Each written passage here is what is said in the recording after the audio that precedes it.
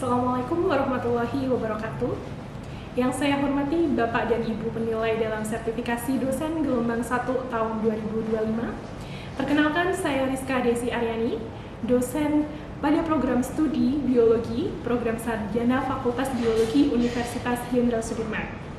Video ini dibuat untuk melengkapi persyaratan dalam pengajuan sertifikasi dosen gelombang 1 tahun 2025, yaitu persyaratan diri dosen dalam unjuk kerja Tridharma Perguruan Tinggi PDD UKT PT dalam bidang pengajaran.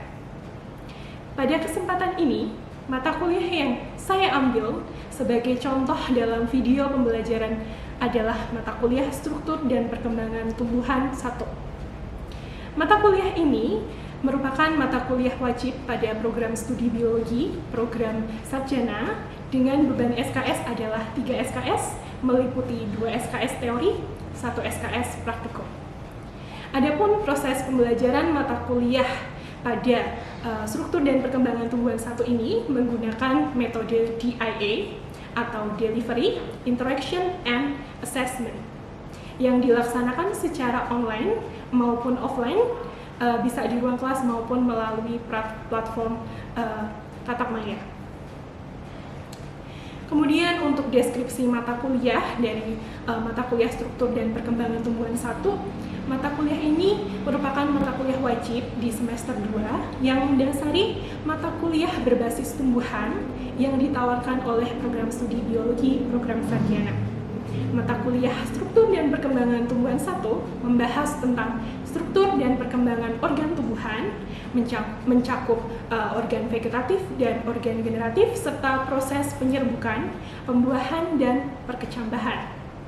Pembelajaran difokuskan pada pemahaman prinsip dasar dan analisis morfologi tumbuhan melalui pengembangan berpikir kreatif, kritis, dan penalaran ilmiah. Melalui kegiatan praktikum, mahasiswa dilatih untuk mengembangkan keterampilan berpikir kreatif dalam mengamati, mengkarakterisasi, menganalisis, dan mengkomunikasikan hasil pengamatan struktur morfologi tumbuhan secara ilmiah. Adapun capaian pembelajaran yang dibebankan kepada mata kuliah Struktur dan Perkembangan Tumbuhan 1, untuk capaian pembelajaran lulusan yang dibebankan pada mata kuliah meliputi keterampilan umum, yaitu mampu merancang dan melaksanakan penelitian, menganalisis dan menginterpretasikan data menggunakan kaidah yang tepat dan dapat dipertanggungjawabkan secara akademik, etik, dan profesional. Kemudian, untuk keterampilan khususnya, mampu mengidentifikasi dan menganalisis keanekaragaman hayati, baik di tingkat ekosistem, spesies, maupun genetik. Kemudian, capaian pembelajaran mata kuliah untuk mata kuliah ini, CPMK 1 meliputi mahasiswa mampu menjelaskan konsep deskripsi karakter masing-masing organ tumbuhan dengan menggunakan terminologi yang baku atau benar. Untuk CPMK kedua, mahasiswa mampu mengenal kelompok tumbuhan berdasarkan karakter struktur morfologi. Kemudian untuk CPMK ketiga, mahasiswa mampu menjelaskan pembahasan identifikasi tumbuhan berdasarkan karakter morfologis melalui praktikum. Terkait dengan pokok bahasan pada mata kuliah ini, ada 14 pokok bahasan. Yang pertama adalah struktur dan perkembangan akar, kemudian pokok bahasan kedua adalah struktur dan perkembangan batang, ketiga tata letak daun pada batang atau biasa disebut sebagai filotaksis, kemudian yang keempat struktur dan perkembangan daun tunggal, yang kelima struktur dan perkembangan daun majemuk, keenam struktur alat atau organ tambahan pada tumbuhan, yang ketujuh organ reproduksi tumbuhan, 8 struktur dan perkembangan bunga tunggal, kemudian yang ke-9 ada struktur dan perkembangan bunga majemuk, ke-10 diagram dan rumus bunga, 11 proses penyerbukan dan pembuahan, kemudian ada struktur dan perkembangan buah, 13 struktur dan perkembangan biji, dan ke-14 adalah perkecambahan. Adapun referensi yang digunakan pada Mata kuliah ini meliputi referensi utama dan referensi pendukung, bisa berupa textbook maupun jurnal-jurnal ilmiah yang terkait dengan morfologi tumbuhan. Untuk referensi utama, diantaranya yang pertama ada Manual of Leaf Architecture, Morphological Description and Categorization of Dicotyledons and Net-Vein Monocotyledon Angiosperm, yang merupakan karya dari Ash et al. Tahun 2009. Kemudian juga ada buku dari Gembong Citrosupomo, yaitu Morfologi Tumbuhan dan lain sebagainya. Kemudian untuk komponen dan bobot penilaian, khususnya dalam mata kuliah struktur dan perkembangan tumbuhan, ini ada 5 komponen utama. Ya. Untuk komponen pertama ini ada tugas terstruktur berupa project based learning dengan bobot penilaian 25%, kemudian ada tugas terstruktur case based learning dengan bobot 25% juga. Kemudian untuk praktikumnya bobot penilaian sebesar 30%, ujian tengah semester bobotnya adalah 10%, dan ujian akhir semester bobotnya juga 10%. Kemudian untuk metode dan media pembelajaran yang digunakan dalam struktur dan perkembangan tumbuhan 1, ini ada beberapa metode dan juga ada beberapa media pembelajaran. Untuk metode pembelajarannya kami menggunakan metode discovery learning yang biasanya digunakan saat pembelajaran di dalam kelas. Kemudian ada ceramah, ada diskusi, kemudian ada tadi tugas terstruktur berupa project based learning, kemudian ada case based learning, dan juga ada praktikum. Kemudian untuk media pembelajarannya, kita menggunakan learning management system berupa LDIRU yang merupakan learning management system dari Universitas Jenderal Sudirman. Kemudian ada beberapa juga sampel tumbuhan yang kami gunakan sebagai media pembelajaran serta LCD dan papan tulis. Terkait dengan project based learning, dalam mata kuliah ini kami menugaskan kepada mahasiswa untuk menyusun proyek. Dalam hal ini mahasiswa diminta untuk mendeskripsikan secara lengkap satu spesies tumbuhan.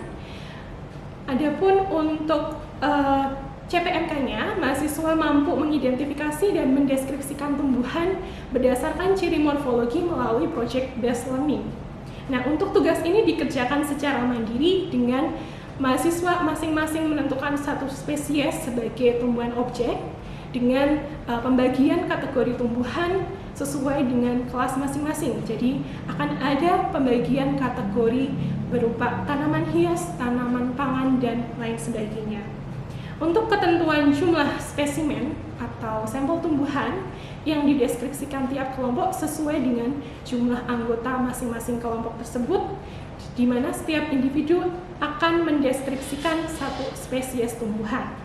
Dan terkait dengan pengumpulan tugas project based learning ini, paling lambat dikumpulkan pada tatap muka ke-14 dengan membuat makalah berupa identitas, ada nama, ada NIM, kemudian ada nama lokal dan nama ilmiah dari spesiesnya, kemudian klasifikasi tumbuhan tersebut, karakteristik umumnya, kemudian dilengkapi dengan foto lengkap tumbuhan dan bagian-bagiannya serta deskripsi morfologinya, yaitu meliputi morfologi akar, batang, daun, bunga, buah, dan biji. Terkait dengan penyajian dari pengumpulan tugas project based learning ini nantinya akan dirangkum dalam bentuk book chapter, di mana book chapter ini adalah tugas dari mahasiswa, terutama untuk tugas kelas. Jadi nanti setiap mahasiswa dalam satu kelas akan diminta untuk mengkompilasi dari apa yang sudah dideskripsikan dan kemudian disusun menjadi book chapter dengan tampilan seperti yang terlihat pada layar. Kemudian di sini kami juga memberikan tugas berupa case based learning atau CBL dengan judul studi kasus tentang terjadinya variasi morfologi suatu tumbuhan karena faktor lingkungan. Untuk tujuan dari tugas CBL ini, mahasiswa mampu memecahkan suatu kasus melalui eksplorasi data secara empiris dalam rangka menumbuhkan sikap ilmiah.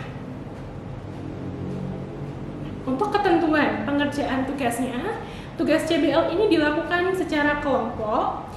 Kelompok terdiri atas 4 sampai dengan 5 mahasiswa. Kemudian nanti mahasiswa melaksanakan tugas CBL ini di lokasi kampus dengan didampingi oleh tim dosen pengampu mata kuliah, dan mahasiswa dalam kelompok tersebut dapat menentukan objek studi kasus pada tumbuhan yang mengalami variasi morfologi atau abnormalitas morfologi dengan dilengkapi foto dan koordinat lokasinya. Jadi nanti mahasiswa bisa melakukan pengamatan terhadap karakter morfologi yang meliputi karakter daun, batang, bunga, buah, dan biji yang terkait dengan abnormalitas dari morfologi tersebut. Kemudian mahasiswa diminta untuk mengkaji faktor-faktor yang mempengaruhi variasi morfologi pada objek yang dikaji. Hasil dari kajian yang sudah dilaksanakan secara kelompok kemudian dibuat menjadi laporan hasil studi kasus yang dilengkapi dengan foto secara lengkap dan juga referensi acuan. Kemudian untuk penyusunan PPT dan dari tugas CBL ini dilakukan berdasarkan ketentuan yang sudah ada pada penjelasan di kelas, dan mahasiswa diminta untuk mempresentasikan secara berkelompok pada pertemuan ke-7. Baiklah, demikian informasi yang dapat saya sampaikan terkait mata kuliah struktur dan perkembangan tumbuhan 1. Untuk selanjutnya, saya akan memberikan cuplikan proses pembelajaran yang saya lakukan secara sinkronus tatap muka di kelas. Selamat menyaksikan. Assalamualaikum warahmatullahi wabarakatuh. Waalaikumsalam warahmatullahi wabarakatuh. Selamat siang. Siang, Bu. Sehat ya? Alhamdulillah. Sehat, baik. Oke, bertemu kembali dengan mata kuliah struktur dan perkembangan tumbuhan 1, ya. Mungkin ada baiknya sebelum kita memulai perkuliahan pada hari ini, kita berdoa dulu agar diberi kemudahan dan kelancaran dalam menerima materi. Ya, berdoa mulai.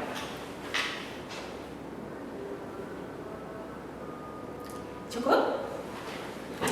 Baik, untuk presensi silakan bisa nanti diakses di Teraversa. Nanti masing-masing dari kalian bisa langsung akses di pertemuan kuliah untuk minggu keempat. Kemudian hari ini kita akan melanjutkan materi terkait dengan tata letak daun pada batang. Oke, mungkin sebelum itu saya mau bertanya, untuk minggu lalu kita sudah belajar tentang apa? Struktur dan perkembangan batang. Nah, apa saja yang kita sudah pelajari di struktur dan perkembangan batang?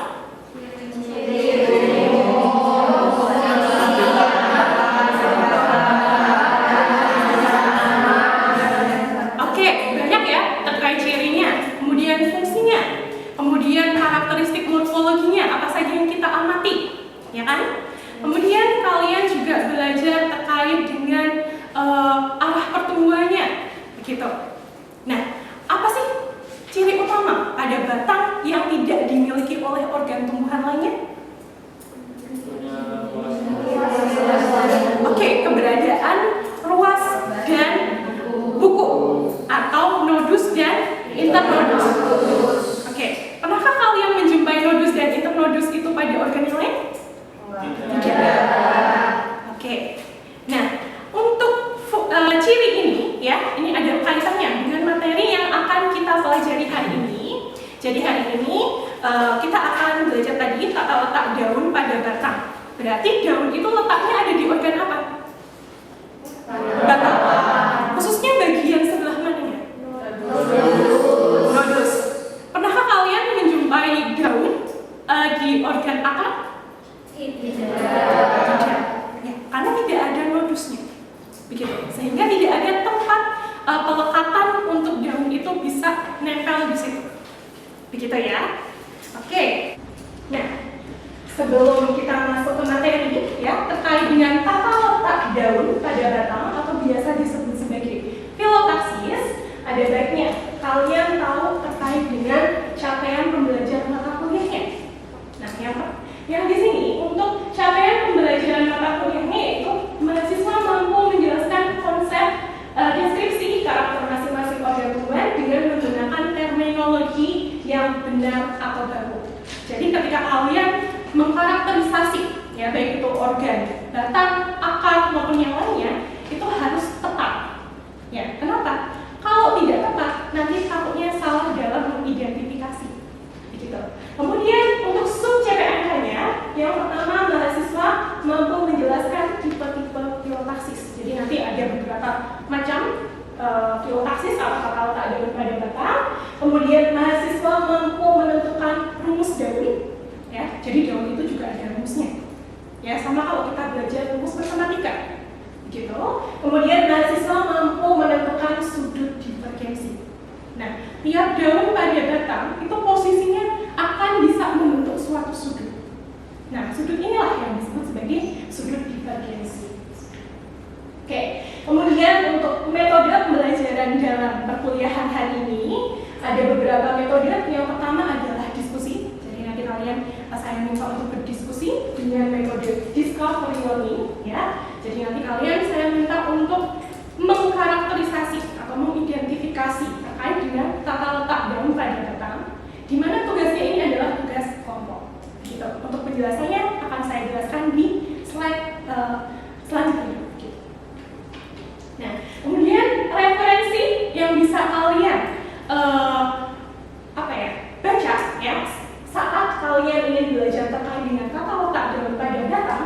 Ini kalian bisa melihat beberapa textbook ya. Contohnya ada Manual of Leaf Architecture, Morphological Description and Categorization of Dicotyledon and Monocotyledon Angiosperm dan lain sebagainya bisa dilihat pada layar. Oh iya, untuk materi hari ini sudah tersedia di Audio. Silahkan nanti bisa diakses di Audio kelas kalian. Gitu. Oke. Nah, masuk ke materi tata letak daun pada batang. Dari gambar ini, apa yang bisa kalian simpulkan atau mungkin ide apa yang muncul di pikiran kalian, yang melintas di pikiran kalian terkait dengan tata letak daun pada batang? Nah, ini untuk penjelasannya. Untuk tipe yang pertama, jika pada nodus atau bukunya ini melekat satu daun, ini kategorinya ada yang monostik atau foliar monostika. Nah, yang perlu dipahami di sini bahwa biasanya pada suatu titik posisi daun itu tuh ada yang bakalan saling tegak lurus, gitu ya. Nah, posisi atau garis yang menghubungkan dua daun yang saling tegak lurus itu seperti apa sih? Vertikal, ya kan? Ini dia disebutnya sebagai sumbu ortostik. Nah, makanya di sini namanya adalah monostik. Mono artinya satu, stick ini adalah kependekan dari ortostik. Jadi dia hanya punya satu sumbu ortostik. Untuk yang kedua, ini ada folia distika atau distik. Berarti dari namanya apa yang bisa kalian simpulkan? Dimiliki oleh famili Gramineae atau Poaceae. Kalau di sini contohnya apa ini? Jagung. Kemudian selain jagung apa?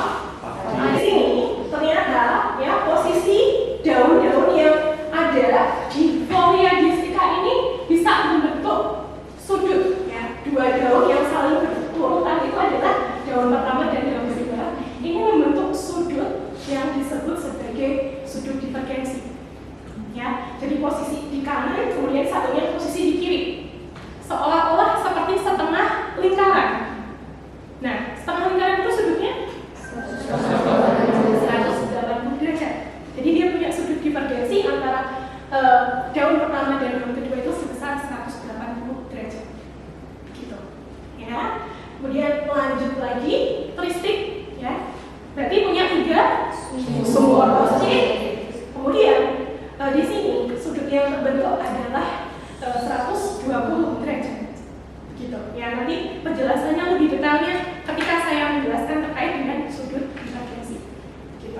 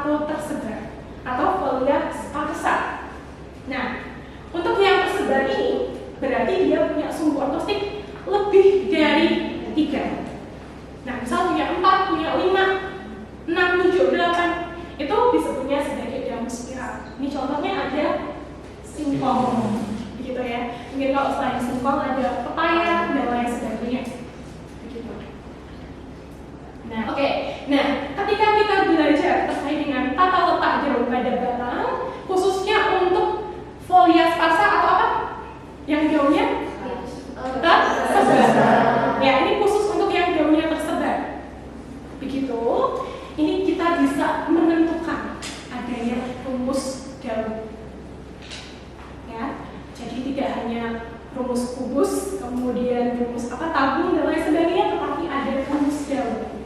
Bahkan nanti kalau kalian belajar ke bunga, ada rumus bunga. Gitu. Ya, jadi ini nanti untuk rumus daun ini bisa digunakan sebagai ciri pengenal bagi suatu tumbuhan, di mana rumus daun ini bisa diperoleh dari apa? Dari perbandingan banyaknya garis spiral yang melingkari batang dibagi dengan jumlah daun yang dilewati. Ya, jadi yang perlu kalian pahami adalah posisi daun ini suatu ketika akan ada daun yang saling tegak lurus. Begitu. Nah, untuk sampai dari daun yang pertama ke daun ke N yang saling tegak lurus ini, dia harus lewat berapa daun sih? Begitu. Itu adalah jumlah daun yang dilewati. Kemudian terkait dengan spiral genetik, ya, spiral genetik ini adalah garis spiral, ya, garis spiral yang yang menghubungkan dua daun yang saling tegak lurus ini supaya sampai ke daun yang tegak lurus ini dia muter berapa kali lingkaran. Ya, jadi bisa dilihat di sini contohnya, ini misalnya ada daun ke-1, ini ada daun ke-6. Nah, posisinya daun ke-1 ke-6 ini tegak lurus apa tidak? Tegak lurus. Kemudian dari daun ke-1 sampai ke-6, untuk bisa sampai dari 1 ke 6, dia lewat berapa daun? 5. 1, 2, 3, 4, 5. Nah, kemudian di sini ya, dari daun ke-1 sampai ke 6, ini muter lingkarannya berapa kali? 1, 2. Nah, berarti kalau dari sini ya, tadi muternya 2 kali, daun yang dilewati 5, rumus daunnya berapa? 2. Oke, paham ya? Bisa dipahami ya? Oke. Nah, ini terkait dengan tadi rumus daun. Nah, kalau seperti ini daun yang tegak lurus adalah daun ini dengan daun ini. Untuk sampai ke daun kedua, dia lewat berapa daun? 2 daun. Kemudian muter lingkaran berapa kali? 1. Berarti rumus daunnya 1/2. Oke, kemudian gambar yang kedua, dari daun ini ke daun ketiga, dia muter atau melewati daunnya berapa? 3. Kemudian muternya 1 kali. Rumusnya 1/3. Kemudian kalau yang gambar ini lewat daunnya 1, 2, 3, 4, 5. 5 daun yang dilewati dengan jumlah putaran 1, 2 putaran. 2/5. Begitu. Kalau yang gambar paling kanan, berapa? 3/8. Berarti sudah paham semuanya. Nah, oke, dengan begitu ya, nanti kalian bisa menentukan terkait dengan sudut divergensinya dari rumus daun yang kalian peroleh. Ya, jadi tadi rumus daun itu kan disimbolkan sebagai A/B. Tadi ya, jumlah spiral genetik dibagi jumlah daun yang dilewati. Begitu. Kemudian untuk bisa menentukan sudut divergensi perlu dikalikan 360 derajat. Yang notabene adalah sudut keliling lingkaran. Nah, lingkaran ini diasumsikan sebagai batangnya. Kita akan belajar. Tadi kan kalian sudah belajar banyak, ya. Saya sudah memberikan materi. Di sini saya akan memberikan penugasan bagi kalian. Yang pertama di sini adalah terkait dengan discovery learning. Jadi kan tadi CPNK-nya kalian diminta mampu mengkarakterisasi. Kemudian sub CPNK-nya kalian diminta untuk bisa menentukan rumus daun dan sudut divergensinya. Maka di sini saya minta dibuat beberapa kelompok ya. Nanti jumlah kelompoknya anggotanya bisa 4, bisa sampai 5. Nanti menyesuaikan saja yang ada di sebelah kalian. Kemudian tugasnya apa? Kalian saya minta untuk identifikasi tipe filopraksis dari sampel tumbuhan yang saya bawa. Ya, oke, sudah 15 menit. Saya beri waktu kalian untuk berdiskusi terkait dengan tugas discovery learning. Begitu, ya. Tadi ada 2 tanaman puring dan juga pepaya Jepang. Begitu.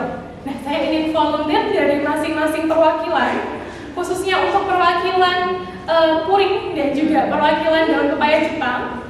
Hasil diskusi yang sudah kalian lakukan itu apa yang bisa kalian simpulkan? Untuk hasil diskusi kaum kami, pepaya Jepang ini tadi tata letaknya sama seperti pada puring. Itu folia sparsa atau tersebar. Kemudian untuk rumus daunnya, pertama spiral genetik atau perputarannya itu 2 putaran, dan jumlah daun yang dilewati ada 5. Oke. Tadi yang punya sampelnya pepaya Jepang sama kan? 2/5?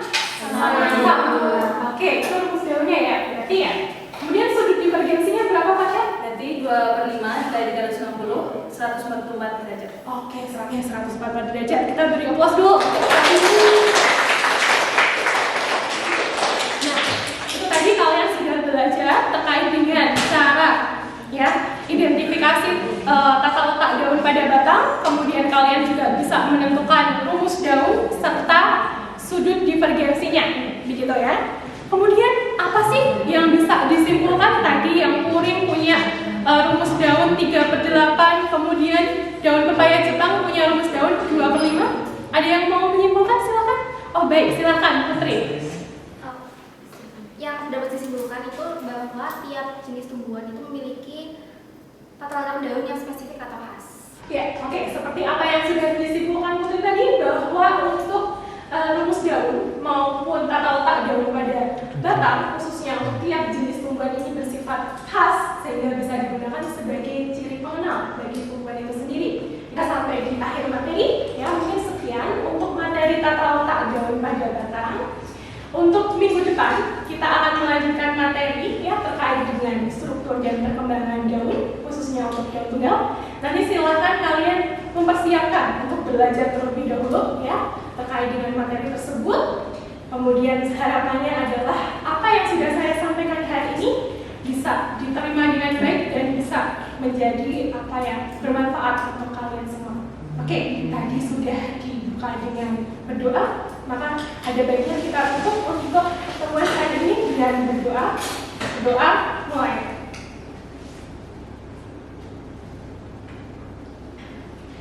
Cukup? Oke, sekian dari saya. Ada kurang yang mohon maaf. Wassalamualaikum warahmatullahi wabarakatuh. Demikian video pembelajaran mata kuliah struktur dan perkembangan tumbuhan 1 pada program studi biologi program sarjana Fakultas Biologi Universitas Jenderal Sudirman. Semoga video ini dapat menjadi pertimbangan baik dalam proses pengajuan sertifikasi dosen gelombang 1 tahun 2025. Terima kasih. Wassalamualaikum warahmatullahi wabarakatuh.